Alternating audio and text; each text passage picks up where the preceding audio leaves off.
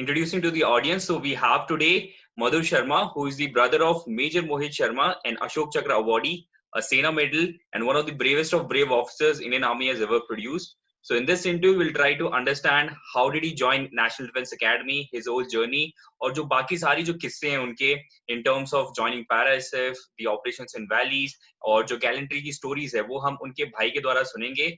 और एक और जो चीज जो शायद आपको नहीं पता होगी कि मधु शर्मा जी खुद भी जो है डिफेंस एस्पिरेंट थे, तो उनकी जो एसएसबी की स्टोरीज है वो भी हम यहाँ पे जानेंगे. So welcome sir.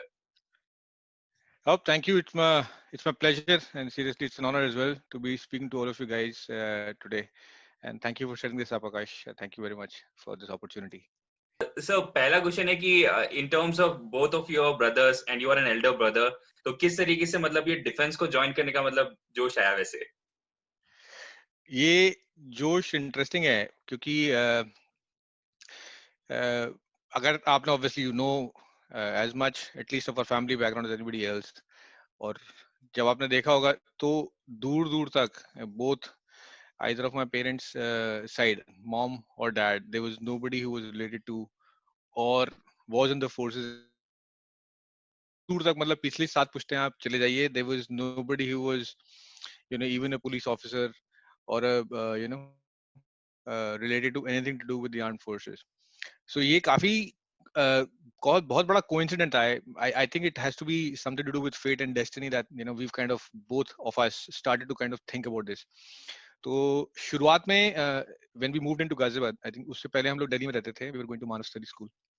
तो डैड का ट्रांसफर हो गया and we had to get into और यहाँ पे हम लोगों ने अपना घर बना लिया था गाजियाबाद में, राजेंद्र नगर में. So we decided that we're going to move from a small staff quarter that my mom had that time. She was working for Delhi Jal Board, which is now called, उस टाइम में MCD हुआ करता था. So we moved in और यहाँ पर हम लोग आ गए. तो हमारे एक तो बगल में जो है काफी घर के पास में, there's an Air Force station Hindon, which was a very very operationally active Air Force station at that time, and it was supposed to be strategically very close to Delhi. तो उसका काफी मेरे ख्याल से वहां पर कम से कम 2 फाइटर जेट स्कॉन्स यहाँ पे उस टाइम हुआ करते थे. I think MiG-21 was probably one of the scones that was here. तो यहाँ पे स्कॉन्स थे. तो जब हम छोटे थे और स्कूल जाया करते थे तब सुबह और शाम को we used to get these jets flying over our house. तो and क्योंकि हमारा घर रनवे से मेरे ख्याल से अगर आप फ्रॉम अ डिस्प्लेसमेंट पर्सपेक्टिव अगर देखोगे, it's not too far. I think a couple of kilometres you are on the runway from my terrace. Okay. So they really used to roar on our right on our heads. In fact, अभी 20 ये अपना October 8th को there was a Air Force Day. And it was a grand celebration over there. And the entire celebration and the previous 2-3 weeks and a month before that, the preparation chali. So I could not talk to a lot of people because helicopters, and I think there was Rafales at this time as well, Sukhois as well, Suryakarans as well. तो ये सारे के सारे practice करा करते थे. तो इनके सुबह शाम sorties हुआ करती थी उस time. तो used to do a practice sortie सुबह और शाम. तो we used to get fascinated. और हम छोटे थे, like we like 6th में था मैं, मोहित 5th में था. We used to run out and look up in the sky. Oh, ये वाला है. And we literally used to see these trails of smoke that they left behind. So it was real fun and kind of fascinating for kids like us, जिसने कभी ये सब चीजें इतनी ज्यादा क्लोजली देखी नहीं थी. तो कहीं ना कहीं वहां से एक फैसिनेशन आना शुरू हुआ कि यार ये चीज उड़ाने को कैसे मिल सकती है, मतलब देखने को तो मिल रही है, उड़ाने को कैसे मिलेगी. तो आई थिंक वो कहीं ना कहीं एक एस्पिरेशन आने लगा, खासकर मेरे अंदर उस टाइम कि I wanted to become a pilot. तो आई थॉट बॉस पायलट बनना है. और मेरे को बचपन से ड्राइविंग का भी शौक था. सो मतलब क्योंकि डैड का ट्रांसफर हो गया, जैसे हम लोग 10th 11th में आए तो घर में कार थी, तो छोटा मोटा काम मैं करता था. तो भाई कार नहीं चलाता था तब तक. आई think he started driving when he was probably out of the academy. IMA के बाद उसने कहीं जाके गाड़ी बड़ी फॉर्मली उसको मिलना शुरू हुआ. उससे पहले ही वाज लाइक छोटा भाई है, तू साइड में बैठ. तो it was me who basically decided. जैसे मैं 12th में आया, I started to inquire and I got to know कि you can actually write NDA exams. So I wrote my first NDA. And I think before, as soon as I completed my 12th exams देने के बाद ही मेरा SSB का call letter आया. I went to Dehradun. And we were I think the batch of about 15, 16 guys were there. And then there was I think there was this वो 6 ton वाला जो truck होता है जिसके ऊपर वो कवर होता है, वो था. हमारा सामान सारा पैक था. And then you were supposed to either stay back or board the truck that's going to go back and drop you at the bus station or the railway station. So then they announced that it was not recommended. तो मैं वहां से वापस आ गया. But this experience really kind of gave me a hope कि boss ये something that I should go in and try again because I thought I probably can make this. कहीं ना कहीं था कि यार I can be a pilot. तो वहाँ पे I think since I applied for the Air Force as my first preference तो उन्होंने मेरा वो pilot aptitude battery test एक होता है PABT test होता है. I think वो PABT test लिया वो मेरा clear हो गया तो कहीं ना कहीं मुझे लग रहा है कि यार pilot तो बनना possible तो है ये तो कर सकते हैं मतलब this is something that you possibly can do. So नहीं recommend हूँ आगे but उम्मीद तो जगी एक बार कि यार एक बार और देते हैं. I think you can make it. So I think I came back और उसके बाद दोबारा शायद मैंने मई जून में कभी तो भी एग्जाम दिया फिर मेरा दोबारा एसएसबी का कॉल आया and interestingly the second time they sent me to Mysore Okay. So तो मैं मेरे ख्याल से उसी से मजाक भी कर रहा था कि यार मेरा पहले जब टीएडीए मिलना होता है तो देहरादून भेज दिया अभी टीएडीए नहीं मिलना है तो मैसूर जाना है मेरे को so the next time I basically went to Mysore to give my SSB but it was fun क्योंकि I think both of these cities I got a chance to go to these cities for the first time in my life. Mysore I had never went down. I think so. I think Karnataka Express चलती थी उस time तो I boarded that train. It took me around 2.5 days to reach Bangalore. फिर Bangalore से बाहर निकला. I think उसको Majestic बोलते हैं क्या बोलते हैं मुझे पता नहीं है. Majestic. I think it's Majestic बोलते हैं. हाँ तो Majestic पे फिर वहाँ से वो बस स्टेशन पे गया. बस स्टेशन से फिर मैसूर की बस पकड़ी. Went to Mysore. I think 2.5 hour drive to Mysore. तो वहां पे गया इंटरेस्टिंगली बहुत उम्मीद से गया था कि अब कुछ ना कुछ तो करके दिखाना है ऐसा वैसा जो भी ग्रुप टास्क में और मैंने जो है और वो ग्रुप डिस्कशन में और इन सब चीजों में जो भी गलतियां करी हैं या मुझे लगता है कि मैंने गलतियां करी हैं तो इस बार मैं काफी अच्छा पॉजिटिव एटीट्यूड और इनिशिएटिव और OLQ ये सब दिखाऊंगा और खैर अल्टीमेटली वहां पर भी पूरे 5 दिन लगे छठे दिन like not recommended and you came back interestingly तब तक मैं इंजीनियरिंग में एडमिशन ले चुका था but that was one try which I was trying कि यार अगर हो जाएगा तो I'll probably drop engineering go to India and join it तो खैर नहीं हुआ so I came back and I think फिर मेरे को एक chance मिला because I thought कि अब engineering में admission ले लिया तो let me complete this right and rather than going as a cadet and dropping engineering I thought maybe I'll complete my engineering and then go तो I think उधर एक technical entry का एक scope हुआ करता था I think there was a opportunity where you can actually apply at the end of third year in your engineering and then by the end of the fourth year you could basically join the forces and you can be an officer as a commissioned officer join as a commissioned officer and आपको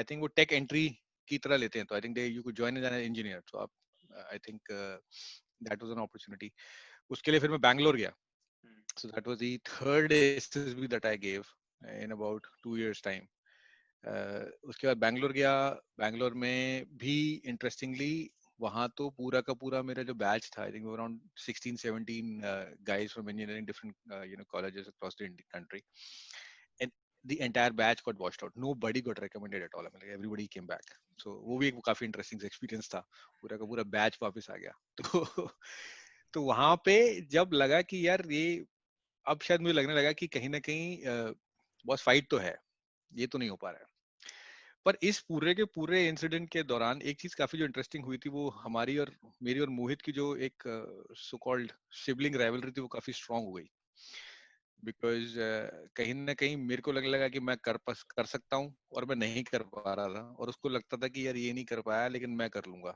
सो वहां से I think when we were kids in 12th even तो ये लगता है कि जो ये नहीं कर पाया वो मैं करके दिखाऊंगा और मेरे को हमेशा से लगता था कि जब मैं नहीं कर पाया तो तुम क्या करोगे तो उस तरह से हमारी खूब बहस बूस हुआ करती थी and I think that is also something that really pushed Mohit to do something that he saw his elder brother not being able to do तो कहीं ना कहीं वो फैसिनेशन उसके अंदर आया कि तू एसएसबी नहीं दे पाया लेकिन देख तेरे को मैं जाके दिखाऊंगा और मैं क्लियर करके दिखाऊंगा and that is where he also started to grow his passion for going into the forces somehow SSB really kind of fascinated him something that he saw his elder brother could not do or his people in the family could not do but he always thought that this is something that he can definitely do मतलब उसको कभी भी doubt नहीं था मुझे ऐसा लगा कभी उसको डाउट नहीं था उसे था मैं कर लूंगा और मेरे को हमेशा था कि तू कहाँ से करेगा क्योंकि बचपन से ऐसे ही होता ना भाइयों में कि मेरे इतने आ गए तेरे तो इतने भी नहीं आएंगे 9वीं में नंबर तो फिर एक फाइट होती कि नहीं मैं उतने नंबर ला के दिखाऊंगा सेम 10th स्टैंडर्ड के बोर्ड्स में भी ऐसे हुआ 12th के बोर्ड्स में ऐसे हुआ so there were always something and even my parents also thought कि यार ये इतना complicate because nobody had a clue कि होता क्या है एनडीए के एग्जाम में और एसएसबी में होता क्या है I mean we were the first people in my family to really go to an SSB and found out कि यार ग्रुप टास्क को क्या बोलते हैं ये ग्रुप डिस्कशन क्या होता है ये जो है आपके साइकोमेट्रिक टेस्ट क्या होता है इसमें कहानियां लिखनी होती हैं नोबडी हैड अ क्लू मतलब this my experience was the first experience for my entire family left right and centre किसी को कुछ नहीं पता था सो उनको लगता था कि यार जब ये पढ़ा लिखा बच्चा हमारे घर का इतना बड़ा, and I used to be one of the guys you know really was good at studies in school, और टीचर्स भी कहती थी कि हाँ बड़ा भाई है मोहित, तुम बड़े भाई से कुछ सीखो ये वो। तो मेरी फैमिली को भी लगता था कि यार इतने पढ़े लिखने वाले भाई से हुआ नहीं तो छोटे से कहाँ से होगा। सो दे वर ऑलवेज लाइक तू रहने दे, तेरे बस की नहीं है। And then that somehow kind of grew his passion more, कि यार ये लोग सोचते हैं क्या कि मैं नहीं कर पाऊंगा। सो ही वाज लाइक नहीं, अब तो करके दिखाना है, ये जो करना जरूर है इस काम को। So that is how he started to really became very very passionate about all these things, and you know do things that he thought लोगों को लग रहा है कि वो नहीं कर पाएगा. So that is how his mental you know character was, very very strong, very very passionate, and you will never see it on his face. I think the best part was जो उसके दिमाग में क्या चल रहा है तो उसकी शक्ल देख के कभी नहीं बता सकते. You will always see him as a guy next to always smiling, you know, uh, sublime और बहुत ही एक gentle nature वाला. You would never think that this guy would, you know, at some point in time in his life would become one of the most you know fierce kind of warriors and undercover you know operations करने वाला बंदा, or somebody who would masquerade and be you know somebody that even the terrorists would never recognize. I mean किसको लगता है, मतलब you might have a brother, somebody in your family who's playing cricket and football with you every day. Can you think about it? You can never think about it. Only when it happens you start to realize कि हाँ यार ये तो possible है, ये real है, you know? So I think that was the kind of guy he was, and that's the reason he, I think, pushed himself to do something that he thought nobody else could do in his family. So he thought ये तो करना है. So I think that's how he went there. और क्या हुआ वो भी एक अलग कहानी है. अच्छा अच्छा सर, कैसे तो हुआ वो भी एक अलग कहानी है. तो फिर सर आप उनके एसएसबी के बारे में बताइए. तो आपने बताया था कि ही आल्सो जॉइंड इंजीनियरिंग, बट फिर उन्होंने यूपीएससी दिया, फिर रिजल्ट आपने बताया नहीं, लेकिन वो फिर गए थे भोपाल, तो उसका हाँ स्टोरी बताइए. हाँ, ये काफी इंटरेस्टिंग था. इनफैक्ट मुझे काफी क्लियरली याद है, although it is about how many years, 25 years now, may be more than that, 1995 की बात है यार, तो it's almost 25 years now. Interesting, but I have pretty clear memories of this. तो मैं इंजीनियरिंग के ऑब्वियसली एडमिशन कर चुका था, मैं इंजीनियरिंग कर रहा था अपनी, एंड दिस गाय, हम दोनों में एक ही साल का फर्क था, तो इट वाज लाइक एक गया दूसरा गया, एक गया, इसको लाइक यू नो एक साल मैं गया इंजीनियरिंग में एसएसबी से वापस आने के बाद. इसने एसएसबी अपना सॉरी इसने एनडीए का अपना एग्जाम दे दिया था, आई थिंक अप्रैल में, जो देते हैं अप्रैल में एग्जाम देते हैं. And he went to this college, Sant Gajanan Maharaj engineering and technology, if I remember the name correctly. I think ये था, और ये था शिगांव में, अमरावती यूनिवर्सिटी में आता है I think this college. I clearly remember this. This उसका एडमिशन वहां पे हुआ, तो उस time I think merit list बना करती नॉर्मलाइजेशन के बाद में. सो तो वहां पे गए, एंड आई थिंक उस टाइम में महाराष्ट्र का कुछ एक रिजर्वेशन था फॉर महाराष्ट्रियन स्टूडेंट्स, 85% होता था, तो 15% कुछ कोटा बाहर के बच्चों का होता था, तो बहुत ही मुश्किल से ही got a college, because but he had good marks, you know. So he got admission over there. तो वहां पे इलेक्ट्रॉनिक्स एंड कम्युनिकेशंस था, और मैं जैसे बरेली यूनिवर्सिटी से उस टाइम इंजीनियरिंग कर रहा था कंप्यूटर साइंसेज में. तो कहीं ना कहीं माँ बाप को लग रहा था दोनों लड़के सेट है, राइट. सो बड़ा वाला इंजीनियरिंग कर रहा है कंप्यूटर साइंस से, छोटा वाला कर इलेक्ट्रॉनिक्स से, almost similar kind of you know engineering. Both of them will grow up, job करेंगे, and then maybe some time they you know end up doing some business together. तो ये भाई साहब जो हैं एनडीए का exam दे के गए थे, आई थिंक इनका रिटर्न हो गया था राइट अराउंड द बोर्ड्स की जस्ट बात था या जस्ट पहले था. एंड समहाउ आई थिंक उसको कहीं ना कहीं ये कॉन्फिडेंस था कि उसका एसएसबी कॉल आएगा. And on the contrary the entire family including me thought इसका एसएसबी का कॉल आ ही नहीं सकता, इसके बस की ही नहीं है रिटर्न क्लियर करना, इसका एडमिशन हो गया, इसको भेज दो. And that's probably one of the reasons कि उसको my dad went and you know got him settled down in Shagaon, क्योंकि आउटस्टेशन कैंडिडेट था, ऑब्वियसली हॉस्टल चाहिए था, तो रूम चूज करना, फिर उसमें गद्दा, कंबल, साइकिल, इंजीनियरिंग का पूरा सामान, ड्राफ्टर्स, सीनियर के साथ बात करके बुक्स वुक्स सब उसने अपने 3-4-5 दिन में, जितने हफ्ते भर में while dad was there, he you know got himself settled down. And my dad came back after 1 week कि ठीक है यार लड़का सेटल हो गया. And he interestingly was also sharing the room with one of his best friends from school itself. तो वो दोनों एक ही क्लास में थे, वो और उसका फ्रेंड, और दोनों का एडमिशन एक साथ हुआ, तो दोनों एक ही रूम में भी थे हॉस्टल में. I think double seater rooms हुआ करते थे उस time first year. And then everybody thought things are fun, सब सेटल हो गया यार, बड़ा लड़का भी सेट है, छोटा लड़का भी सेट है, 4 साल में बड़े वाले की हो जाएगी, उसके बाद छोटे वाले की भी हो जाएगी, and then you know they're on their way, and then we can retire peacefully. Was like, you know, जैसे एक नॉर्मल मिडिल क्लास फैमिली की होती है, बच्चे सेट हो गए, अब चिंता की बात नहीं है, they look forward to the retirement की अब ठीक है, we will settle down and you. And then मेरे ख्याल से महीने भर बाद से उसके फोन आने शुरू हुए कि मेरा एसएसबी कॉल लेटर तो नहीं आया। तो तब तक नहीं आया था मेरे ख्याल से, तो मेरे ख्याल से 15 या 20 दिन बाद उसका फोन आया एंड ही सेड कि मेरा कॉल लेटर आया। आपने कहा नहीं नहीं कोई कॉल लेटर वॉलेटर कुछ नहीं आया, कॉन्सेंट्रेट ऑन योर स्टडीज, पढ़ाई वढ़ाई में दिमाग लगाओ, तुम्हारा इंजीनियरिंग में एडमिशन हो गया। इंटरेस्टिंगली हुआ ये था कि उसका एसएसबी कॉल लेटर आया था, घर पे था, मॉम डैड के पास था, और मुझे भी नहीं मालूम था कि कॉल लेटर आ गया है। बाद में मुझे पता चला मम्मी पापा से कि कॉल लेटर आ गया, but they did not want him to go to SSB. उसके दो कारण थे मेरे ख्याल से। अगेन हम लोग छोटे थे उस टाइम, तो we could not really understand, but I think there were two reasons to it. One, my father and my mom they obviously thought कि यार इसके इतनी मुश्किल से अब एडमिशन सब हो गया, सेटल डाउन हो गया, तो अब एसएसबी का कॉल लेटर देखी, they did not want to ruffle anything, right? मतलब अब पानी शांत है, things let it be the way it is right now. और सेकंड, वो ऑब्वियसली मेरा हाल देख चुके थे कि भाई यार ये 3 बार एसएसबी होके आ गया, इसने कौन सा किला फतेह कर लिया है, ये भी अपना चुपचाप बैठ के इंजीनियरिंग कर रहा है। वो आएगा, उसका भी भूत उतरेगा, वो जाएगा बिना रिकमेंड हुए वापस आएगा, फिर उसको कॉलेज जाना पड़ेगा, फिर उसका और भूत चढ़ेगा, फिर वो 3 बार एसएसबी 4 बार देगा। होना हाना कुछ नहीं है इनका, let them just be. So they were not interested in telling him at all कि तेरा कॉल लेटर घर पे पड़ा हुआ है and then you are report to somewhere for SSB. But this guy had this six sense, कुछ तो था उसके दिमाग में, and then he was relentless. वो कहता नहीं आप कुछ गड़बड़ है, यू आर मिसिंग समथिंग, आया होगा चेक करो।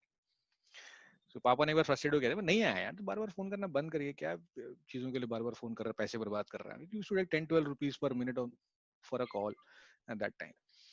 और तो उसने कहा अच्छा ठीक है।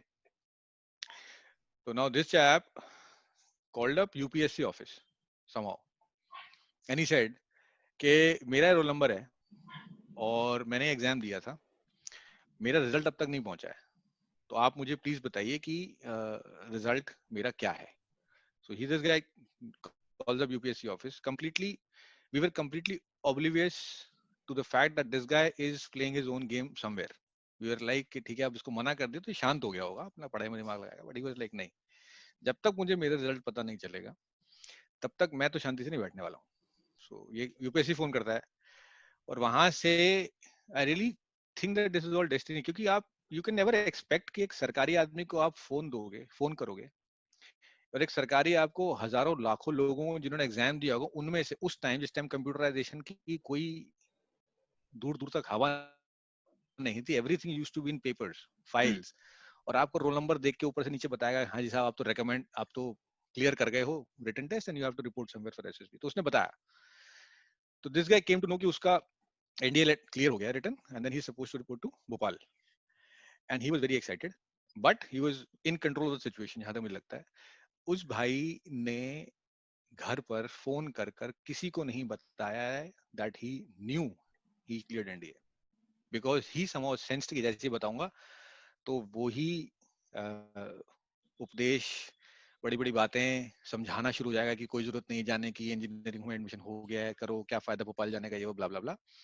सो ही didn't tell anybody at home that he knew he had cleared NDA and that he was supposed to be at SSB, जो probably या तो बहुत ही करीब था the time he knew, और probably वो निकल चुका था and he tried to basically be in the next batch. So he made sure that there was a possibility for him to go to the SSB even though he might have been late. तो उसने फिर वहां से phone करके पूछा कि sir ये मेरे पास तो लेटर आया नहीं है, तो मैं अब कैसे करूं ज्वाइन। तो उन्होंने फिर वहां से उसको एक डेट दी कि ठीक है आप इस डेट को ज्वाइन कर लीजिए और वहां पे जाके बता देना। So I think that's how, और आई थिंक नागपुर से भोपाल जाना is easier because it's on that Delhi south India route, बिल्कुल वो नागपुर से होकर जाता है। तो I think he went to Nagpur, Nagpur से उसने ट्रेन पकड़ी, ट्रेन पकड़ के भोपाल गया, भोपाल में उसने एसएसबी ज्वाइन किया, he gave the entire account to the officer over there who was basically in charge, and I think he joined a different batch than he was supposed to be reporting into. SSB दिया उसने 5 दिन, छठे दिन वो recommend हुआ, medical he got temporary rejection because probably वो underweight था और उस टाइम शायद उसको जॉन्डिस भी था कुछ, he got a temporary rejection and then he was given a letter to report to the Delhi board, medical board, यहाँ पे जो ये एयरफोर्स कह रहा हूँ, आर्म्ड फोर्सेस का एक बेस हॉस्पिटल है यहाँ पे, तो उसको कहा गया कि आपके पास 1 महीने का टाइम है, you do this report to the board at the arm forces base hospital in Delhi, and once they clear you you can then join this batch and let us know, और उसके आगे की प्रोसीडिंग वहां पता चलेगी. Then that is the time he called us up कि मेरा SSB recommend हो गया एंड टेम्पररी इलेक्शन है, पर मेरे को दिल्ली रिपोर्ट करने के लिए बोला, तो मैं अब सीधा घर आ रहा हूँ. सो पेरेंट्स कंप्लीटली शॉक्ड कि ये क्या मजाक हो रहा है, मतलब तुम भोपाल में क्या कर रहे हो, you were suppose to be in Shegaon, पढ़ रहा होना चाहिए, बट इसे नहीं आपने मुझे बताया नहीं, पर मुझे पता चल गया, मैंने पता किया था, तो मैं एसएसबी देने आ गया, मेरा एसएसबी क्लियर हो गया, अब मेरे को मेडिकल के लिए दिल्ली आना है, मेरे पास 1 महीने का टाइम है, तो I am coming to Delhi. So this guy never went to college, Bhopal से ट्रेन पकड़ी, फिर दिल्ली आया, एंड देन दिल्ली में घर आया, Ghaziabad he stayed with us for about entire month, and then he used to go to the Delhi base hospital, वहाँ पे उसका बोर्ड था, तो उसने फिर वो वेट बढ़ाया अपना, जॉन्डिस ठीक करा, खूब केले खाया करता था, खूब दूध पिया करता था, and he used to really make sure that he's crossing that minimum weight criteria. फिर recommend हुआ, उसके बाद फिर as they say he joined the NDA in the same batch. I think by the end of the year he was in NDA. Okay. 95th course. So, sir, how was basically his life in National Defense Academy? You told about the boxing thing, and he was also interested in horsing, I believe. So, any such instances which you would like to share? बहुत सारे छोटे छोटे incidents. I think horse riding वाला incident तो उसका बहुत I think interesting in the sense that he loved, or he developed the riding, riding as a hobby and an interest over there in India. He really loved to do that. I think because of a couple of reasons. One, ek to uske trainers, the guys who were really, the trainers over there in NDA were really fantastic. I think I clearly remember Colonel Bhavani Singh for once. I think one of the guys who he really met. And I think mummy papa को भी एक बार chance मिला था उनसे मिलने का. Once he was in NDA, mom and dad were visiting. Probably कोई term break था या कुछ था. They went over there to kind of visit NDA and then bring Mohit back during the vacation. I think that is the time when they met Colonel Bhavani Singh, and Colonel Bhavani Singh himself was very very uh, kind of happy with the way Mohit was turning out. Interestingly, उस time the horse that probably he was driving was named Indra. तो मुझे पता था कि आज मैं इंदिरा की सवारी करके आ रहा हूँ, तो we used to laugh like brothers. So so that horse, so, and he was a very good equitation, so he had a very very uh, had a very good performance. And मुझे अच्छे से याद है NDA के passing out parade में I got an opportunity. I was fortunate enough to be there NDA के POP में, and he was one of the guys who really had the show jumping or equitation performers at the POP. And we could not believe ourselves, right. जिस तरह का हमारा background है, हमने अपने भाई को साइकिल पे चढ़ते हुए देखा है, साइकिल चलाते हुए देखा है, घोड़े पे घुड़सवारी करते हुए. We never thought that he would do one. And then there he was, in the NDA campus, in front of thousands of people, doing equitation and doing show jumping, which was fantastic. So I think that is something that he developed something right from scratch. He had this passion. तो कहीं ना कहीं उसको, जैसे मैंने आपको बताया था ना बचपन में, जो अगर आप if you had met him and you could understand his psyche, if he thought that he could not, or somebody thought that he could not do it, that would really drive him to do that thing. तो कहीं ना कहीं उसको लग रहा था कि पता नहीं शायद लोगों को लगता है मैं घोड़ा नहीं चला पाऊंगा. He made sure that he would do it and do as best as anybody in the world could do it. So he had no other kind of passion. उसको लगता था कि अगर मैं करूंगा तो इतना अच्छा करूंगा कि दुनिया को लगना चाहिए कि हाँ किसी ने कुछ किया था. और ये उसका पैशन हर चीज में था. For example, I go back to his younger days. है अपना दिल तो आवारा is one of the songs a lot of people really love to sing, hear, and then they try to kind of play the mouth organ as well. Our dad was posted in Bihar, and ये Mohit developed a fascination for music from school. So he used to play the guitar. Interestingly, बचपन में उसने जब guitar सीखा school में, हमारे SD Sharma sir थे school के म्यूजिक टीचर, तो उन्होंने उसको हवाइन गिटार बजाना सिखाया था. So Hawaiian is basically you put it on your lap, straight like this, and then you have a steel rod, and then you wear fingernails. It's like a sitar, but instead of holding like this, you basically put it on your lap and play it like this. Okay. वहां से उसका कहने का music का passion आया, and used to play pretty well. And then उसको लगा कि यार मुझे माउथ ऑर्गन बजाना चाहिए. Our dad brought him a mouth organ from Nepal. पापा के ऑफिस जहाँ पोस्टिंग थी वहाँ बिहार में, तो वहाँ से नेपाल बॉर्डर काफी पास हुआ करता था. He used to actually just go there and buy something for us. तो वहाँ से वो उसके लिए एक कंपनी थी Hero, I still remember, and they used to produce magnificent mouth organs. I think it was a pretty big mouth organ. My dad brought it from him for him, and this guy took a month, just a month, to actually learn how to play a mouth organ, which I think is impossible for somebody to do it himself unless somebody can really coach you and guide you. लेकिन उसने किया, और वो इतना irritating था वो एक महीना मेरे लिए, to be honest. You know, रात के 10 बजे 11 बजे अपना काम होमवर्क खत्म करने के बाद वो शुरू हो जाता था, एंड 12 बजे 1 बजे 2 बजे वो कैसेट पे हमारे पास हेमंत कुमार के गानों का एक कैसेट हुआ करता था, you know, best of Hemant Kumar, and that used to have this song, and he used to rewind, play, listen to it, and then play it on his mouth organ, and then ask me, ये match हो रहा है, match हो रहा है. अबे यार सो जा भाई, नहीं नहीं मैच हो रहा है, नहीं अभी मैच नहीं हो रहा. Okay, I thought may be if he'll sleep getting frustrated, नहीं, रुक, फिर प्ले करेगा, फिर बजाएगा, फिर पूछेगा. अल्टीमेटली उसे हाँ हो रहा है. But this guy, so this was his passion. अगर उसने कोई चीज उठाई है तो वो जब तक उसके ऊपर मास्टरी हासिल नहीं कर लेगा वो नहीं छोड़ेगा उसको, कम वॉट में.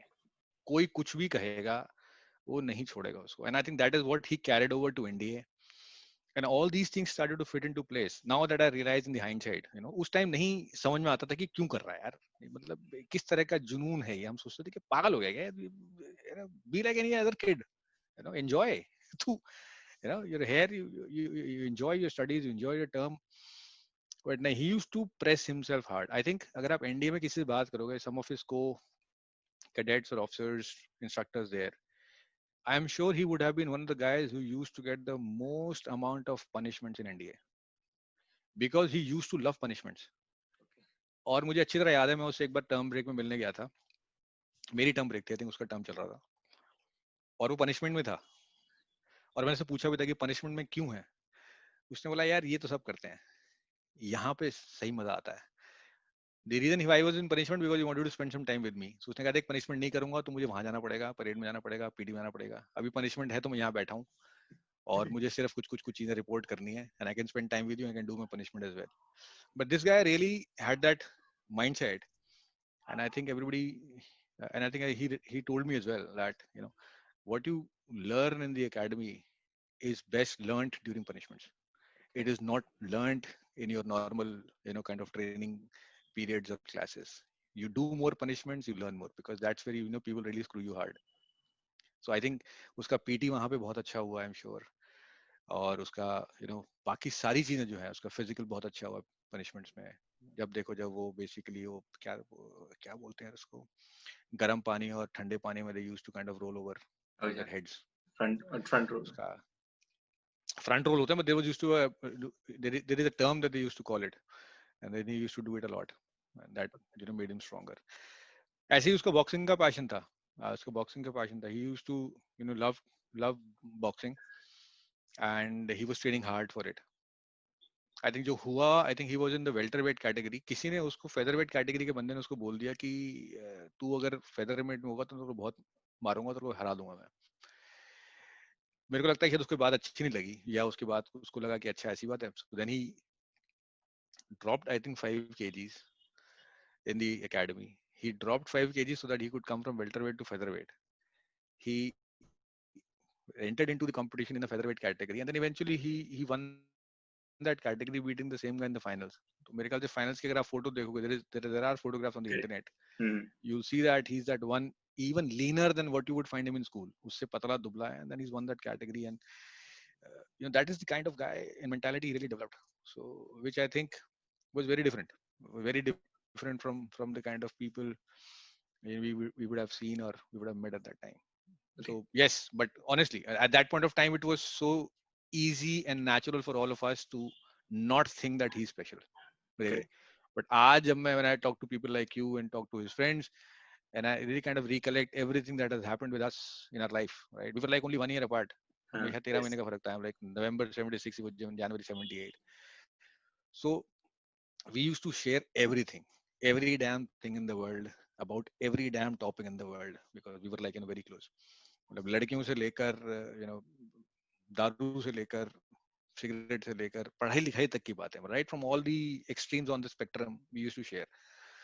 And it was so easy for us to get along and talk about this, that I never felt that I'm talking to somebody who's going to make and do something very very different and special in life. It used to be so normal. It's like talking to you, यार मतलब ठीक है यार, गले में हाथ डाला, कुछ बात हो रही है, and that's it.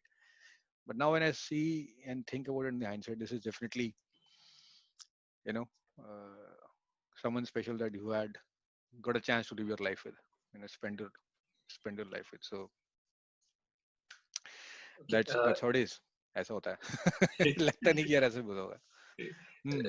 तो सर ज्वाइन कैसे किया सर ने फिर पैरासिव? क्योंकि मेरे को पता है उन्होंने मद्रास रेजिमेंट ज्वाइन किया था, तो उनके पास बाकी क्या ऑप्शंस थे या क्या उनका दिमाग में था हाँ.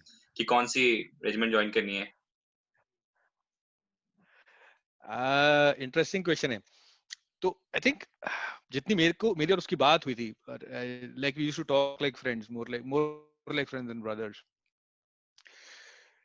उसका पहला प्रेफरेंस उस टाइम मुझे अच्छी तरह याद है. आई थिंक एनडीए में जब आप फॉर्म भरा करते थे, then you used to write a preference, what's your first preference, second preference, third preference. तो मेरी प्रेफरेंस हुआ करती थी इंडियन एयरफोर्स, आर्मी, नेवी. उसकी प्रेफरेंस होती थी आर्मी, नेवी, एयरफोर्स. वो एयरफोर्स सबसे लास्ट में होता था उसका, आर्मी सबसे ऊपर. तो उसका मेंटालिटी ये था कि यार नौकरी अगर फौज की करनी है तो आर्मी की करनी है. I don't want to drive, these. I don't want to ride these planes or go to ships. I really want to do what I've always seen Fauji's do, right? So he had this glorification of the army in his mind. He was army ही जाना है, कहीं और नहीं जाना. So he made sure that army was his first preference, and he kind of was a pretty sorted out guy. He knew what he had to do in the academy to go to IMA. क्योंकि उसने कहीं ना कहीं देखा था कि अगर तुम्हारे ग्रेड्स ऊपर नीचे होते हैं या कुछ प्रॉब्लम होती है, then you can kind of sort out yourself, and then somebody goes to Air Force, somebody goes to Navy. So he made sure that he went to the army. I think by the time he got commissioned in 99 December, तो he was like कि अब army है में जाना है तो infantry में ही जाना है. So I think, I am sure जब उसने आईएमए में शायद प्रॉब्ली चॉइसेस पूछते हैं, मुझे एक्सपीरियंस नहीं है, so I don't know, but from what I have heard talking to him, other people, there is a kind of a sheet that you have to fill up when you're getting trained in the IMA, that you have to give your preferences. What's the kind of core that you want to join. Do you want to join infantry, artillery, armored, signals, blah blah blah, and then that decides what kind of training you're going to get once you get commissioned and what kind of units you are going to go. I think it was pretty clear. उसके दिमाग में काफी काफी clear था. फौज मतलब army मतलब infantry, right? So it was clearly, ये उसके दो स्टेप बिल्कुल क्लियर थे, and that's the reason he probably gave infantry as his first preference. And I don't know the process how it happens, but जब वो commission हुआ तो he got 5 Madras, he went to Hyderabad. But then he also had this notion कि अगर फौज की नौकरी करनी है, और उससे आई थिंक जब वो कमीशन हुआ था तभी तभी कारगिल हुआ था. 99 में कमीशन हुआ, उस टाइम कारगिल का वॉर चल रहा था. सो he had developed this idea कि अगर फौज में और आर्मी में हैं तो और वैली में सर्व नहीं करा तो कुछ नहीं करा.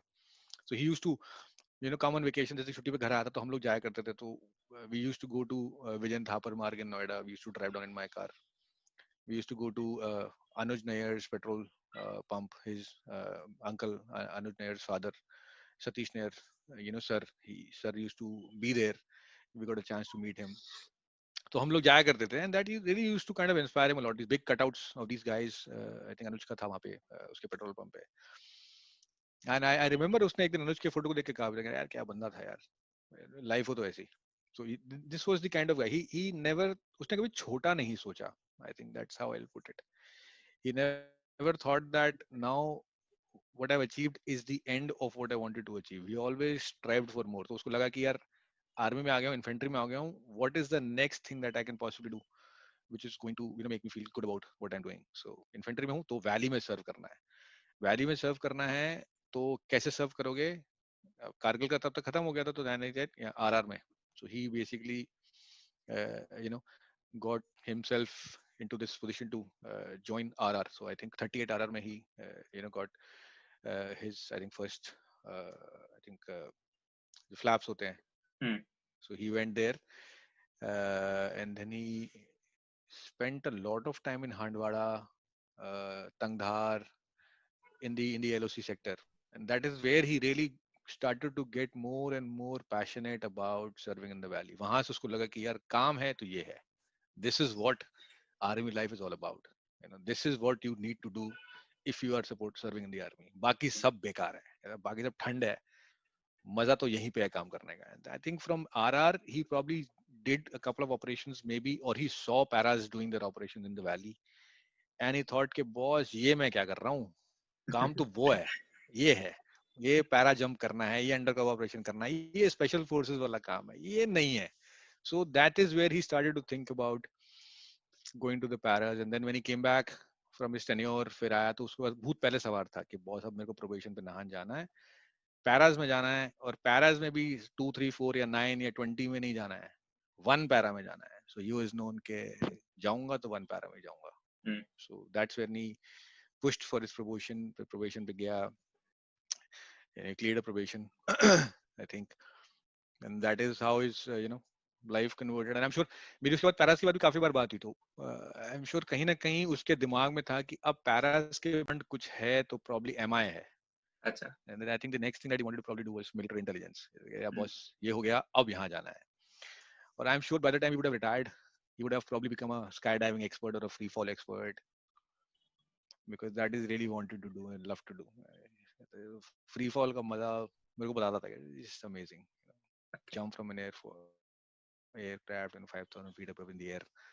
तो मजा आ गया. तो सर हम बात करेंगे कि जो सेना मेडल मिला था मेजर मोहित शर्मा जी को, तो उसकी क्या स्टोरी है जो आपने सुनी है, जो बताई है आर्मी ने आपको, तो उसके बारे में बताएं, क्योंकि that was a covert operation that was done, right?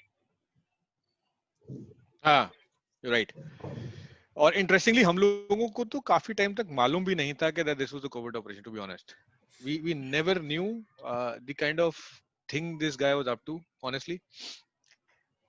मतलब कभी कभी शक तो होता था कि कुछ तो खुराफात करता है यार आदमी, बिकॉज हमें कभी भी ये समझ में नहीं आता था कि यार पूरी आर्मी में देयर इज सच अ हु हल्ला अबाउट डिसिप्लिन, हु हल्ला about how you look, and this guy is like 6-8 inch की दाढ़ी, 1-1 मीटर के बाल, फिरन पहन के घूम रहा है. मतलब आर्मी ऑफिसर दिस गाय है. समझ नहीं आता. पूछते भी थे कि तेरे को कुछ कहता नहीं है, और हमेशा मजाक करता है कि नहीं यार मैं कश्मीर में ऐसे ही रहते हैं हम लोग कश्मीर में. I think but when you again जैसे बोल रहा हूँ ना, hindsight, ये when I spoke to him later on, जब वो बेलगाम में इंस्ट्रक्टर था तब भी मैंने बहुत बात करी उसके साथ, and then I got to know from other fellow officers also.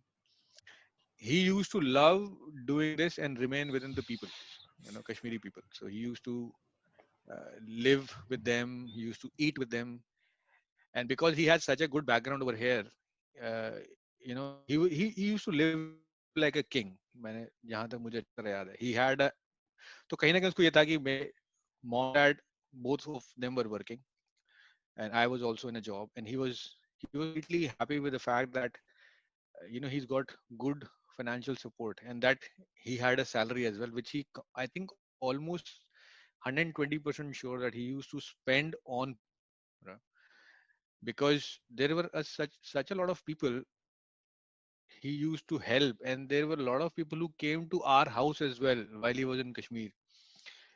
All these apple traders, किसी को रात को रुकना है because they've got late, or they do not have any problem, they have a problem going back, सवारी नहीं मिली उनको, तो सब लोगों के पास हमारे घर का फोन नंबर होता था, लैंडलाइन, और सब लोगों के पास हमारे ऑलमोस्ट घर का एड्रेस होता था, और मोहित साहब ने बोला है ये प्रॉब्लम आएगी तो घर पे फोन कर लेना, वो आपको कर देंगे, आपकी हेल्प कर देंगे. तो we eventually had a lot of people come to our place. कभी कोई सेब की पेटी लेके आ रहा है, कभी कोई कुछ लेके आ रहा है, रात को रुक रहा है यहाँ पे, and all Kashmiri people. We had no clue ये कौन है, ये क्यों आए हैं. बस मोहित का नाम लेते थे, रात को रुकते थे या खाना खाते थे, हाथ क्या चले जाते थे, हमें नहीं पता था कौन थे वो लोग. Which started to give us an idea कि वो काफी ज्यादा intermingle होके वहां पर लोगों के साथ रह रहा है. And then you start to realize now that he had a very very strong information network built around the place that he was kind of operating in. In fact, ये तो अब काफी known सी बात है that he used to really tell his fellow officers that I can never be caught. alive. Hmm. You can never find me. And he used to really boast.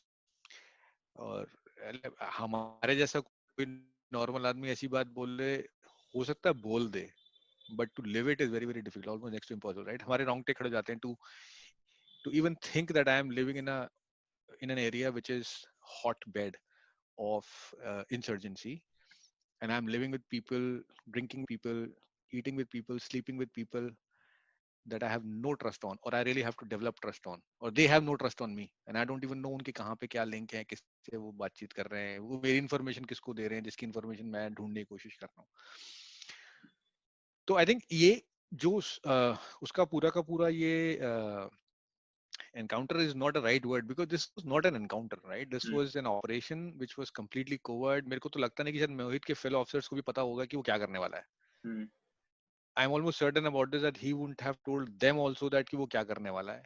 Hmm. But उन्होंने उसने कुछ ना कुछ तो बता के रखा होगा कि अगर ऐसा होगा तो ऐसा करना. He must have sorted out his own plan and communicate कि यार ये करना है तुम्हें, because that is what I got to know from his fellow officers बाद में, कि this was what he told us कि अगर ऐसा हो और मैं इतनी देर तक बाहर ना निकलूं और तुम गन शॉट सुनो तो तुम आ जाना, right? Hmm. But this is on the D-Day. I think before that he काफी दिनों तक वो पहले उनसे मिलता रहा, introduced him to those two guys, Abu Turara and the other guy,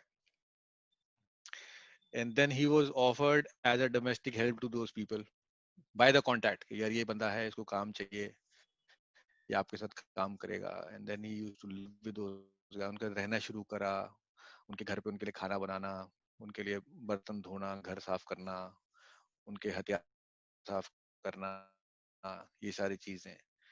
अभी आप पता चल गया कि उनके पास क्या हथियार है, मोडस ऑपरेंडी क्या है, कैसे काम करते हैं, कितना असला रखते हैं, किससे बातचीत करते हैं. और जैसे मैंने बताया ना, he knew how to speak Kashmiri, Hmm. Dogri उसको आती थी बात करना, उसने सीख लिया था. और दाढ़ी और बाल तो बढ़ा के रखता ही था हमेशा से, And नाम भी फिरन बदल पहन के लेगा. घूमता था. उसने नाम भी बदल दिया, इफ्तिकार बट उसने नाम रख लिया था. तो वो बिल्कुल उन्हीं में से एक लगता था. और क्योंकि उसने, देखो हम जिस तरह के बैकग्राउंड है, घोड़ा चिट्टा लंबा 6 फुट 1 इंच का, कोई भी आदमी उसको देखेगा तो समझेगा कि अरे कश्मीरी है, राइट? Hmm. उसका फेशियल फीचर जो है नॉर्थ इंडियन जैसे हम लोगों का रहता है, अगर अगर उस तरह का फिजिक है और देखने भालने में लगता है, तो दाढ़ी और बाल बढ़ा के फिरन पहन के अगर आप वैसे ही डायलेक्ट और एक्सेंट में बात करना शुरू कर दो तो लगेगा कि तो कश्मीरी बंदा ही है प्रॉब्लम. और वो वैसे ही रहता था वहां पर. तो उसको आई एम श्योर कि कहीं ना कहीं वो लोग भी धोखा खाए इस बात से, और वो काम भी उसका यही था मोहित का कि वो उनके साथ रहे. जितना हम लोगों को मालूम है कि वो उनके साथ रहा, उनका कॉन्फिडेंस उसने गेन किया. He used to share maps with them कि यार ये ऑपरेशन, ये आर्मी का मैप है, मैं ऐसे घूम रहा था तो देखो यहाँ पे ये है. अब वो सच थे या झूठे, सही मैप थे या गलत मैप थे, हु नोज. Hmm. अगर वो सही भी थे तो आई एम ऑलमोस्ट सर्टन कि मोहित को पक्का पता था कि ये इससे पहले कि ये इसके बारे में कुछ कर पाए, मैं इनके बारे में कुछ ना कुछ कर लूंगा. And that's the reason he was probably using that as a bet कि यार ये तेरे लिए मैं थोड़ा सा दाना डाल रहा हूँ ताकि वो हो जाए. And I think that is what happened. जितना मुझे बताया गया कि जो इसकी कंपनी थी उसको बोला गया था कि इस टाइम तुमको इस घर के अराउंड एक सर्कमफ्रेंस बना के रखनी है, और अगर गन शॉट सुनाई दें और इतनी देर तक अगर मैं बाहर ना निकलूं तो तुम लोगों को इस घर के ऊपर बेसिकली ऑपरेट करना है, and you have to neutralise these people. Hmm. I think इतना मैंने सुना है कि this was probably what he had told this guys. And उस रात से I think these guys were already around that place जिस घर में ये लोग सोए हुए थे, एंड सुबह इन लोगों को ऑपरेशन के लिए कहीं बाहर निकलना था. ऐसा बताते हैं कि सुबह जब इसने उनके लिए कहवा या चाय बनाई है तो उनमें से किसी एक बंदे को इस पर शक हुआ है कि यार तू नॉर्मल नहीं है, कुछ ना कुछ तो है जो तू हमसे छुपाता है.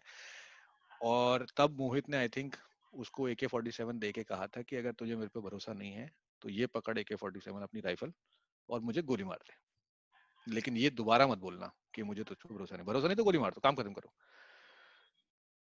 I think that is what really put off the other guy. उसको लगा कि अच्छा यार हो सकता है मेरे से गलती हो गई, and then they sat down to drink kahwa. जैसे ही वो दोनों बैठे हैं आई थिंक कावा पीने, मोहित के पास सर्विस रिवॉल्वर या पिस्टल था उसका अपना. He basically took it out and I think shot both of them at almost point blank range. मतलब आप, you can visualize, you don't know what happened but you can only visualize कि किसी एक picture के scene में जैसे आपका एक अंडर कवर ऑपरेशन बैठा है और आप जमीन पे कुछ बिछा के बैठे हो, कावे के कप्स रखे हैं या ग्लास रखा है, सामने दो फिरन बैठे आतंकवादी हैं, आपने फिरन में अपने हाथ डाला और गोलियां चली, 2 चली 4 चली, you don't know, but that was the gunshots that were fired. Interestingly ये बंदू वहां बैठकर कावा पीते रहे, बाहर नहीं निकले. एंड आई एम ऑल, अब मैं सोचता हूँ तो इसने इसने किया होगा, ये देखना चाहता था कि इसके लड़के आते भी कि नहीं आते गोली सुन के. तो जब गोलियां चली, ये कहवा पी रहे थे, फिर इनके कंपनी के जो बाकी टीम के लोग थे जिनको इसने कहा था ऑपरेट करने के लिए साथ में, वो आए. उन्होंने देखा कि साहब कॉफी पी रहे हैं, 2 बॉडीज पड़ी हैं, असला पड़ा है, हथियार पड़े हैं, और कहवा खत्म किया साहब ने. फिर वहां से वो लोग निकले. And then that is what they say is that happened over there. But this is the version that I know. Again, I'm not sure this is the official version. I'm not sure this is the real version. This is what they say will is the legend of Major Mohit Sharma's operation, during that time, and that will remain as the story that people will pass on from generations to generation. But this is as close to as you can think of an undercover operation would happen, right? Correct. So I think इतना ही मुझे पता है. I think that's what we realized very very late. This was not something के मोहित ने जैसी operation करा आगे boast करके आया, मैंने ऐसे कर दिया जैसे हम लोग करते हैं, normal human beings would do. मैं फर्स्ट आया क्लास में, वो उस तरह का नहीं था. He was like still normal because he knew that we don't know the real story. He knew that हमें कभी शायद पता भी नहीं चलेगी रियल स्टोरी, इसलिए उसने कभी बताई भी नहीं हमें रियल स्टोरी. नहीं कुछ था, ऐसे था वैसे था, ये हो गया, वो ठीक है, डाउन प्लेइंग ताकि घर वाले ज्यादा परेशान ना हो. So I think that was the operation. But yes, अभी भी goosebumps आते हैं. I think I'm sure कोई और भी सुनता होगा तो goosebumps आते होंगे. वो उसके जो एक वो कपड़ा ये लोग बांधते हैं in this culture. उसके photographs हैं. That could you can see those photographs. You can see this demeanor जो उसका एक normal posture है body का, आँखों का देखने का style है, होठों पे अजीब सी एक मुस्कुराहट है. You can see the kind of thing that are going on in his mind. You can imagine कि इसके दिमाग में क्या चल रहा है इस टाइम. तो इसके बाद भी जो अशोक चक्र मिला है, तो उनके शहीद होने से पहले तो वो जो मिशन था उसके बारे में अगर आप बता पाए, क्योंकि हमने बहुत पढ़ा है कि मतलब टिल द लास्ट सेकेंड मतलब अपने जो मेन है उनको प्रोटेक्ट करने पे उनका काफी ज्यादा फोकस था, दो दे वर आउटनंबर्ड एट दैट ऑपरेशन. हाँ, ये मुझे आई थिंक क्लियरली याद है. This was 19th of March जब मेरी उससे बात हुई रात को. 19 मार्च की बात है, 19 मार्च 2009 की. तो मेरी छोटी वाली बेटी है उस टाइम आई थिंक 2.5-3 साल की थी. 2006 में उसका बर्थ हुआ था. तो मोहित जो है उसको गालियों की क्लासेस दे रहा था उस टाइम. सो उसका रेसिटेशन का टाइम था. तो मोहित जब आया था छुट्टी पे, तो छोटी वाली बेटी को उसने बहुत सारी गालियां वालियां सिखाई थी कि ये बेटा ये बोला करो, ये सीखो. तो उसने साला, कुत्ता, उल्लू का पट्टा, काफी सारी गालियां सिखा के गया था वो बेटी को मेरी. तो हम लोग ऐसे 19 तारीख को बातचीत कर रहे थे फोन पे, मैं और मोहित आपस में रात को. तो आई थिंक वो अभी पोस्ट भी था उस टाइम. तो नॉर्मली जैसे बातचीत होती, क्या चल रहा है, उसने बोला हाँ काम चल रहा है, काफी गर्म है, कुछ कुछ काम है, अभी मुझे जाना है. तो ही नेवर यूज्ड टू से कि ऑपरेशन पे जाना है, बोला हाँ किसी काम से बाहर जाना है, 1-2 दिन के लिए बाहर रहूंगा, फिर आऊंगा तो बात करता हूँ उस टाइप से. तो बट बिफोर गोइंग वो उसने छोटी वाली बेटी को फोन पे बुलाया था. यू कैन इमेजिन 2.5 साल की लड़की, छोटी सी बच्चा क्या फोन पे बात करता होगा. तो उस टाइम मोबाइल आ गए थे, I think we were talking the mobile phone. तो उसने पूरी गालियों का, जिसे कहते हैं वाइवा ओरल टेस्ट, मेरी बेटी का लिया. अच्छा बेटा बताओ, उसका पीयू नाम था, तो पीयू बताओ मैंने आपको चाचा ने वो क्या क्या सिखाया. तो वो बात कर रही है और वो उससे पूछ रहा है अच्छा बताओ गाली नंबर 1. तो उसको गाली नंबर 1 सुनाएगा, बेटा ऐसे, अच्छा good good girl, very good, अच्छा याद हो गया. दूसरी गाली, तीसरी गाली, तो पूरी गाली का टेस्ट उसने लिया रात को. उसके बाद हमारी नॉर्मल बातचीत हुई, कैसे घर पे सब लोग, क्या है ये वो ऐसे वैसे. उसने फिर कहा कि ठीक है यार मेरे को भी कहीं जाना है 1-2 दिन के लिए बाहर, मैं फिर आके बात करूंगा फोन पे. ठीक है. I think so that's the last conversation we had on 19th of March. And I think ये उसके आई थिंक तुरंत बाद या उसके अर्ली मॉर्निंग आवर्स में निकल गया होगा शायद कहीं ऑपरेशन पे. And I think this is the encounter that we know was something that when it unfolded days later, after the event happened, because हमको तो जब न्यूज मिली we were completely shocked. We were obviously not switching on TV, and we were completely shocked and into a very different zone. But later on जब हमें पता चला थोड़ा थोड़ा कि क्या हुआ था उस टाइम, तो ये हुआ था कि obviously what he unearthed at that time, जो उसने पता किया था और जो उसका ऑपरेशन था, that was the tip of the iceberg. There were really a lot of terrorists who were trying to infiltrate in that particular through the Hafrula forest, and then there was very little intelligence. So that is the operation that was happening. और मोहित I think अपनी team को लेके वहां पे गया था, and by the time we reached there, these guys had already kind of picked up a couple of peaks around the nala that they were traveling in. तो वो नाले से निकल के जा रहे थे, and they got surrounded, uh, and that is the encounter. I think he kind of saved 4 of his guys, killed 2 terrorists, but the amount of gunfire that really happened, मतलब मुझे लोगों ने बाद में बताया है कि इतना ज्यादा गोलियां चली हैं from the opposite side in that operation, that एक बहुत मोटा दरख्त था जिसके पीछे मोहित actually pulled a couple of his guys who were injured to safety.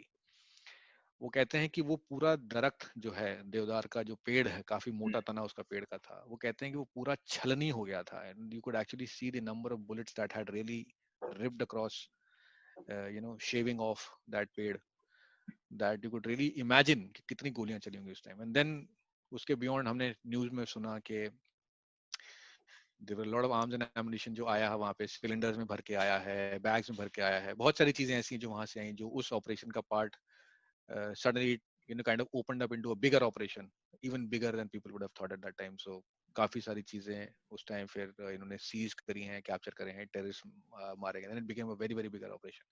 So I think Mohit's operation was the first contact that the army had, and the CI ops जिसे कहते हैं कि उस time at that point of time जो terrorist से हुआ था. So I think that is what I know of what had happened. And the rest of the story, obviously, you can hear from the citation in the Ashok Chakra. Correct. And this is what I also got to know from the fellow officers on the night of 21st, 22nd. 21st की रात और 22nd की morning की बात है. I think I came to know about this. So that is what I know. I think we could not believe it. I think nobody could. I think I'm almost certain कि army के अंदर भी जितने भी लोग मोहित को जानते थे, nobody could have thought, nobody would have believed कि ऐसा हो सकता है.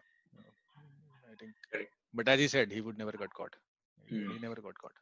Yes. तो सर हम बात करेंगे अभी जो major Mohit Sharma memorial trust जो है, तो उसका क्या मतलब आइडिया कैसे ओरिजिनेट हुआ, what are we doing as a part of it, और क्या प्लान्स है उसके बारे में अगर आप ऑडियंस को बताएंगे. मेजर मोहित शर्मा ट्रस्ट हम लोगों ने, it was more like something that me, my wife, especially we thought about it. मेरे ऑफिस में, so where I work, there is a group of people who used to do a lot of social work, and I was a part of that core committee. उसको Make a Child Smile बोलते थे हम लोग, MACS. So I work for Cadence, is a multinational company. Noida में है हमारा office.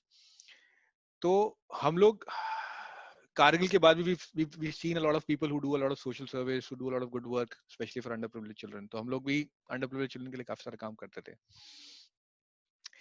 और ये सब कुछ होने के बाद there was one thought that came into our mind, and me and my wife were talking about it. तो हमें लगा कि ये जो काम हम कर रहे हैं, which was obviously within a group of people, और जो मोहित की legacy है, right? So Kargil was a very very a visible and a highly जिसे कहते हैं कि publicized, तो नहीं, I don't think publicized is the right word, but at least people knew about it. Everybody in the world knew about Kargil. So right, there are a bunch of things that have happened in life that you would know are something that people start to relate to suddenly when they think यार ये counter insurgency है या war है. किसी ने 71 का war नहीं देखा, किसी ने 65 का war नहीं देखा, 62 नहीं देखा, but आपकी और मेरी generation ने कारगिल almost अपनी आंखों से देखा है, right? We were kids, but we had access to television at that time. हमें टीवी दिखता था, हमें कारगिल दिखता था, हमें 26/11 दिखता था, हमें ये सारे ऑपरेशंस दिखे हैं, राइट? एंड दैट उसके बियॉन्ड अगर आप देखोगे 26/11 के बियॉन्ड स्पेशली या कारगिल के beyond specially, these things have suddenly been things that have inspired people to do a lot of work in the name of these people. And then suddenly मैंने देखा कि मेरे अंदर भी ये एक फीलिंग थी कि यार how do you carry the legacy on, how do you make sure that people remember what he did while he lived, and till he lived, for the country and the people.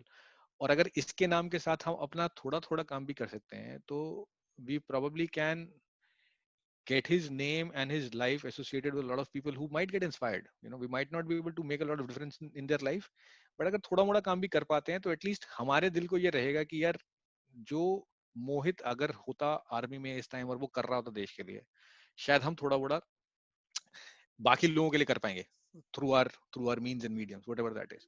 तो उसका एक तरीका जो मैं समझ में आया, मैंने कुछ फ्रेंड्स से अपने बात करी,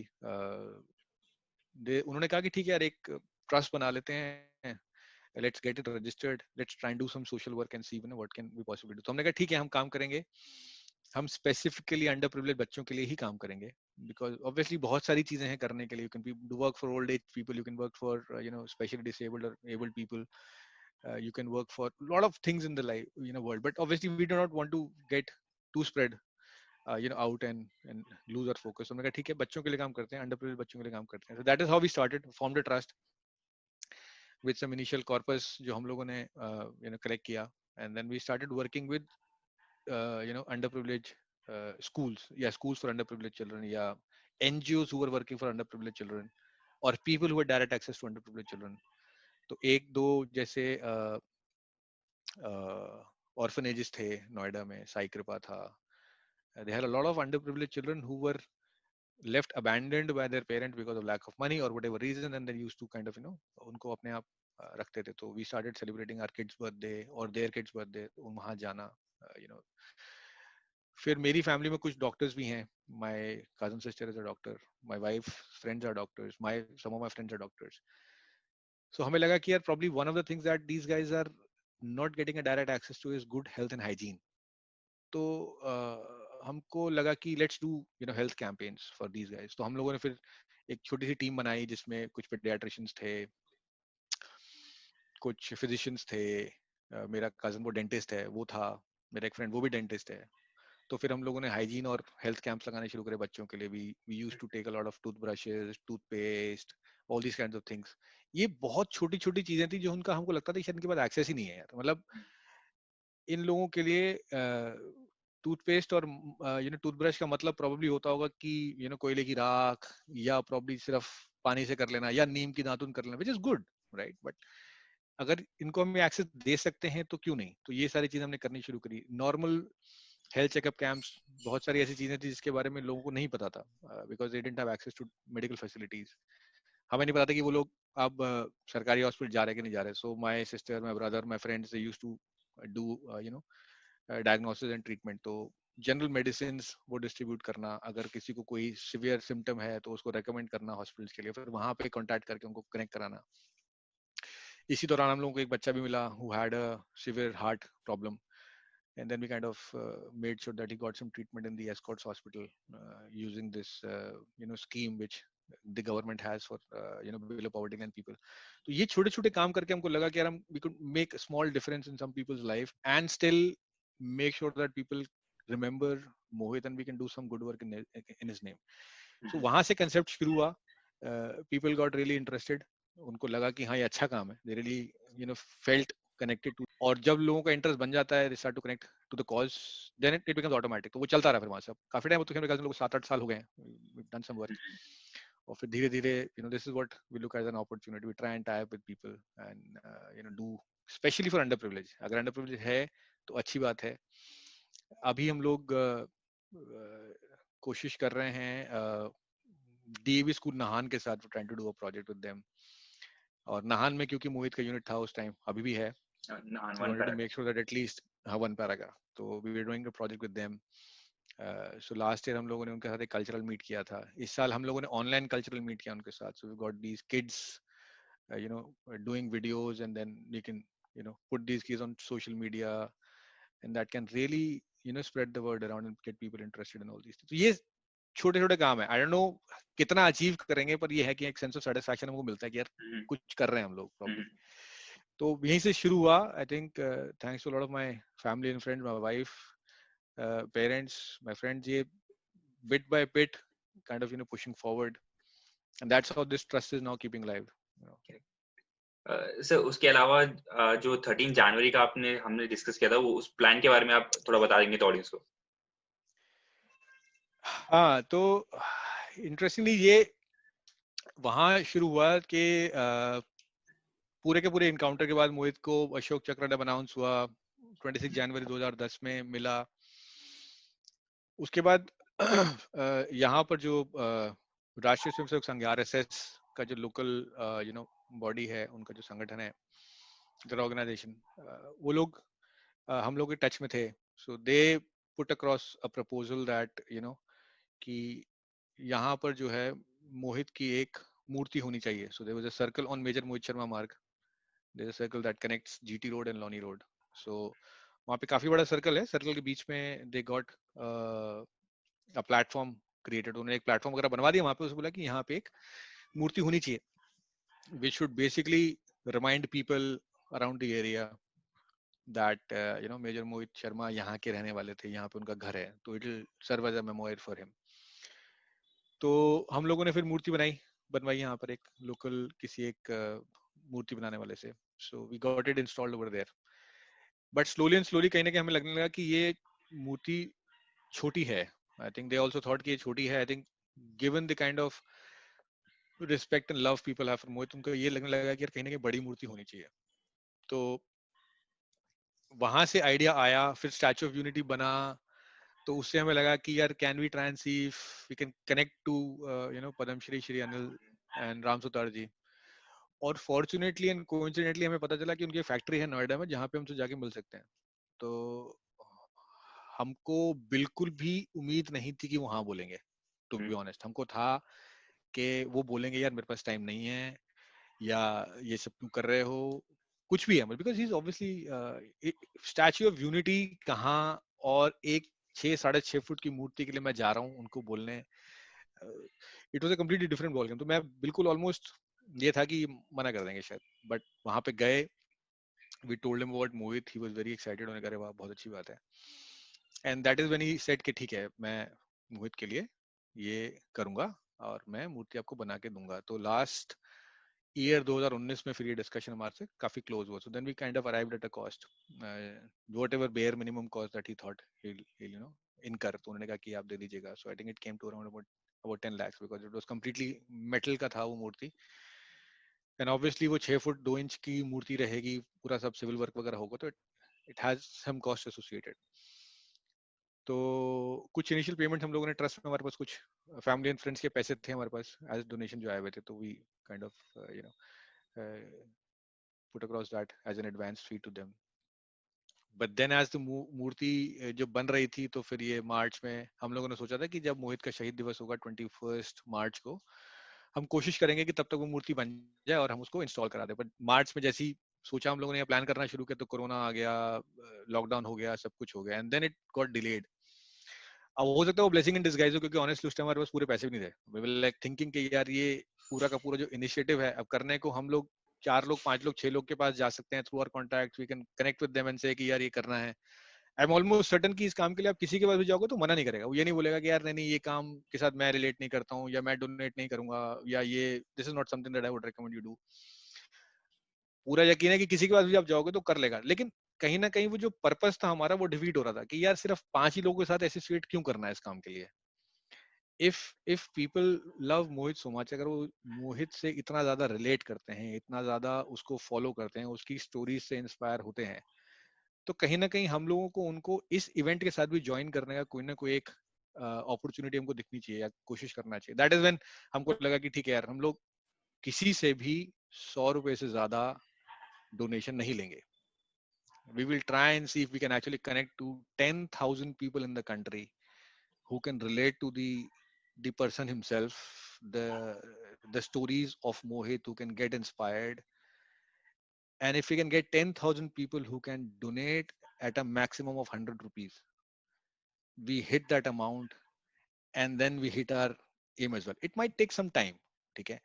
इट माइट टेक 2 महीने शायद ज्यादा लग जाए मेरे को अपने टारगेट से, 3 महीने ज्यादा लग जाए अपने टारगेट से, हो सकता है 6 महीने ज्यादा लग जाए अपने टारगेट से, पर कोशिश ये करते हैं कि लोग इस इवेंट के साथ जुड़े, वो इस सड़क से निकलें या इसकी फोटो कहीं इंटरनेट पे देखें, वीडियोस देखें यूट्यूब पर, तो वो ये कह सकते हैं कि yes I made a very significant contribution to this, what I see on this road as an statue of a person I really admire. तो फिर हमने सोचा कि अगर आज से शुरू करते हैं तो वो कौन सा दिन होगा where we can at least set a target for ourselves and कि हाँ यार इस तारीख तक कंप्लीट करने की कोशिश करेंगे. तो then the one day that was coming to our mind, जो हमको लगा कि क्वाइट नेचुरल है, वो 13 जनवरी था. बिकॉज 13 जनवरी को मोहित का बर्थडे होता है. अगर ये कर पाए तो that probably will be awesome. Because 13 जनवरी को लोहड़ी भी होती है. आई थिंक 14 जनवरी को मकर संक्रांति भी होती है. स्वामी विवेकानंद का भी बर्थडे आई थिंक उसी दिन पड़ता है या उससे एक दिन पहले होता है. तो everything was falling into place at that date. So that is what we thought कि चलो यार मतलब विवेकानंद जयंती भी होगी, मोहित का बर्थडे भी होगा, लोहड़ी भी होगी, संक्रांत भी होगी. It will be a kind of a big time for all of us. So why don't we shoot for that date and see if we can actually connect this idea to 10,000 people who are willing to get associated with this cause. And maybe if we can do that, then fantastic. Let's do it and let's shoot for 13 January. तो वहीं से फिर ये आया कि यार trust है, इसके साथ हम जुड़े भी हुए हैं. ट्रस्ट के साथ भी लोग जुड़ेंगे. They will get associated to the social cause, and then maybe with that help we can do more in different cities. And that's what really started to take shape with through people like you, who are kind of not talking to us about this. So sir, पूरा मतलब agenda भी है कि more and more people should know about the stories of Major Mohit Sharma, the supreme sacrifice he did, and the kind of nature he had and the passion he had for the forces. ये बहुत बहुत surreal लगता है. अभी हम लोग सोचते हैं ना, बात करते हैं.